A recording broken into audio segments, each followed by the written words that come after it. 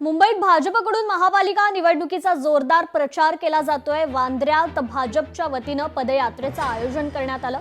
पालकमंत्री आशिष शेलार यांच्या उपस्थितीत हा प्रचार सुरू झाला। वॉर्ड क्रमांक 101 मध्ये भाजपच्या वतीनं पदयात्रेचं आयोजन करण्यात आलं होतं। भाजपचे पदाधिकारी कार्यकर्ते यावेळी मोठ्या संख्येनं सहभागी झाले होते।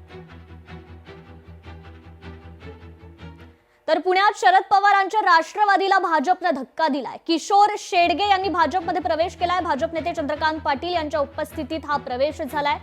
उमेदवारी न दिल्यानं किशोर शेडगे नाराज होते आणि त्यानंतर आता त्यांनी भाजपमध्ये प्रवेश केलेला आहे।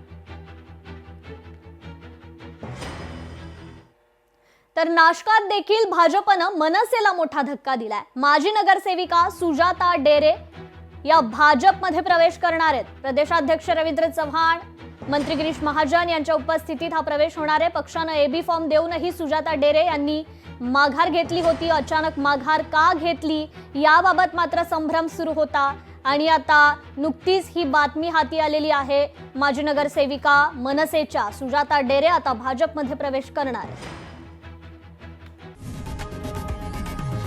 लोकशाही मराठी ऐका, पहा, जागरूक रहा।